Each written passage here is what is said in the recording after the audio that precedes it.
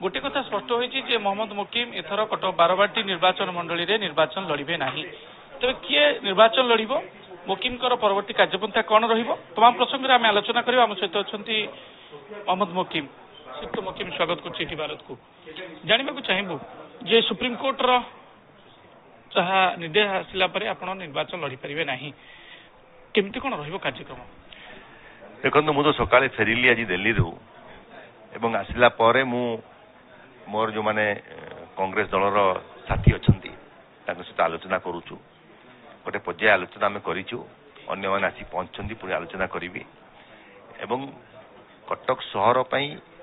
कांग्रेस दल तरफ क्या प्रार्थी कले ठीक हे एवं जितापट रही पार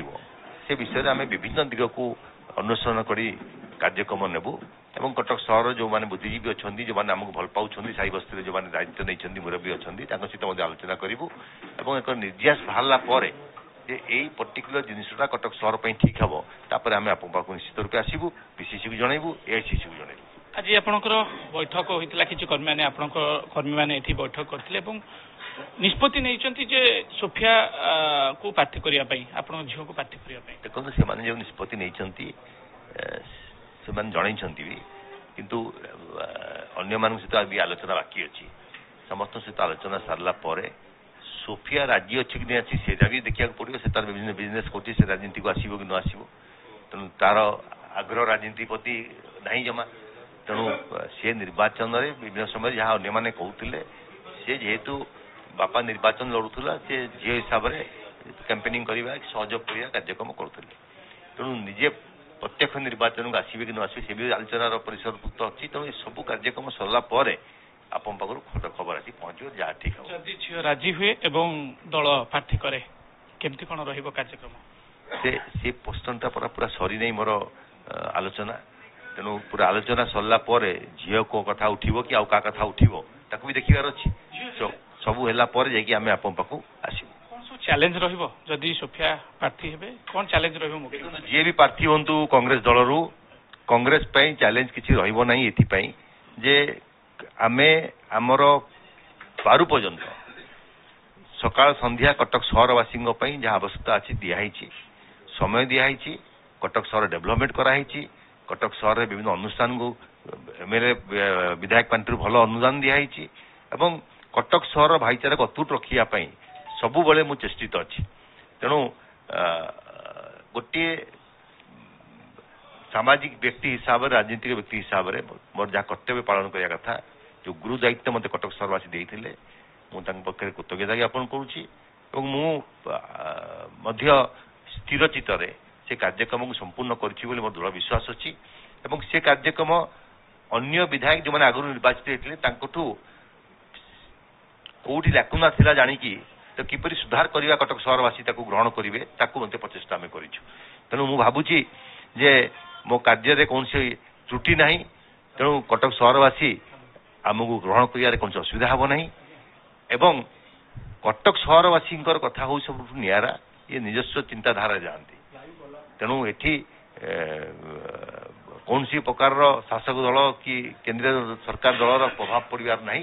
तेणु जहाँ सहरवासी निष्पत्ति ने जहाँ आमर कार्यकर्ता कर्मकर्ता निष्पत्ति ने पाथ्य कर आम आगे जीवु बाप हिसाब से आप देखते निज झीर क्वालिटी आप केमती देखुं निर्वाचन से पारे निर्वाचन क्वालिटी मुझे देखी ना किंतु तार इंडिपेंडेंस अच्छी से तार काम भल भाव करे ठीक भाव से निर्वाह करे मु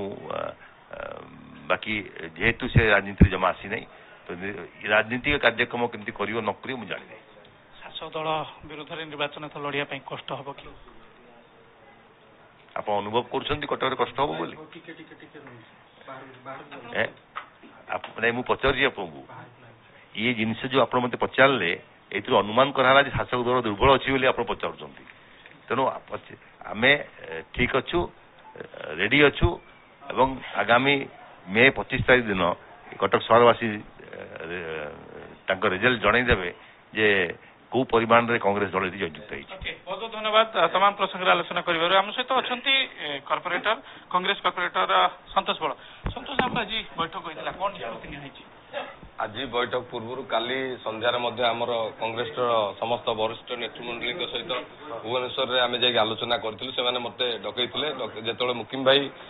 ଦିଲ୍ଲୀରେ ଥିଲେ ଏବଂ ପହଞ୍ଚି ନଥିଲେ, ଓଡ଼ିଶା ଆସିନଥିଲେ, ତେଣୁ ଗୋଟେ ବଡ଼ ଧରଣର ଆଲୋଚନା ହେଇଥିଲା। ଯଦି ମୁକିମ ଭାଇ ନ ଲଢ଼ନ୍ତି ତେଣୁ ତାଙ୍କ ଝିଅକୁ କ୍ୟାଣ୍ଡିଡେଟ୍ କରାଯିବ କି? ତେଣୁ ଯେତେବେଳେ ଆମ ଭିତରେ ଗୋଟେ ଆଲୋଚନା କରାଯାଇଥିଲା, ସେମାନେ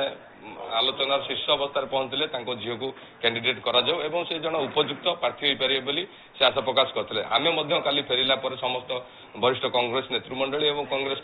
କର୍ପୋରେଟରମାନଙ୍କ ସହିତ ଆଲୋଚନା କରିଥିଲୁ। ଆଜି ସକାଳେ ମଧ୍ୟ ପିସିସିର କିଛି କର୍ମକର୍ତ୍ତାଙ୍କ ସହିତ ଆମେ ଆଲୋଚନା କରିଛୁ। ବହୁତ ସମୟ ଧରି ଆଲୋଚନା କଲା ପରେ ଶୀର୍ଷ ସ୍ଥାନରେ ଯେ ସୋଫିଆକୁ ହିଁ ଏକମାତ୍ର କ୍ୟାଣ୍ଡିଡେଟ୍ ଯିଏକି ଅବିକା ଲଢ଼େଇର ଶୀର୍ଷ ସ୍ଥାନରେ ପହଞ୍ଚିବ ଏବଂ 25ରୁ 30,000 ବ୍ୟବଧାନରେ ବିଜୟ ହାସଲ କରିବ ବୋଲି ଆମେ ଆଶା ପ୍ରକାଶ କରିଛୁ। ବହୁତ ଧନ୍ୟବାଦ। ଆପଣମାନେ ଶୁଣୁଥିଲେ କର୍ପୋରେଟର ମଧ୍ୟ